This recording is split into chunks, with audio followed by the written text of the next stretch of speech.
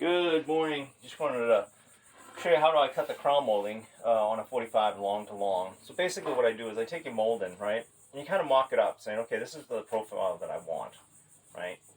I want this profile on the bottom and the bigger profile to the top. So what I do is I just kind of make a reference point, like, okay, this is going to be my 45. Once I get that mark, right, I know my 45 is coming back this way. So first, I make a reference point on my fence, with a pencil, and on the deck. And I extend it to the other side of the fence. Okay? 1, 2. Now, I have my reference point. I don't have any crown stops, but I want to keep this tight to the fence, tight to the deck, like it's going to appear on the wall or the ceiling.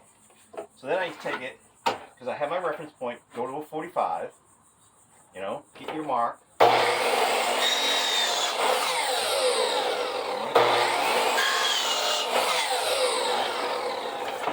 So there's your long point on the 45. Say it's, 123 inches. And you're going to do the same thing on this side. So, okay, it's long to long. And you're going to mark it. That's your long point. Whatever that measurement is. Okay?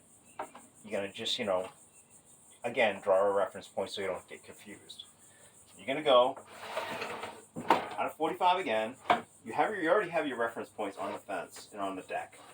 So you want to just kind of, keep it on that line. Bring your saw down, saying, okay, now this is where I want to hit it, right here. You can see that tooth on the blade. That's going to be your long point, and then just, cut the long point. Hold it tight so it doesn't go anywhere. Right? And now you have your long to your long. So that's going to be fit in between those two walls, right? I would tack it here, tack it there until you run your piece back. So if it's going to be, if this wall is coming back at a 45 degrees, say it's 120, so you're going to do the same thing. You're going to, visualize the molding, go in here, mark it. So now you got your long point, and then from there, you're going to pull whatever measurement you need to pull, get the other long point, you're going to cut it the same way that I cut this one on the deck, because you do have your reference points. So that's how I cut crown molding. I know a lot of people cut different ways. They get crown stops and different things that they use, but that's just the way I do it. So if it's helpful, great. If not, no worries. Take care.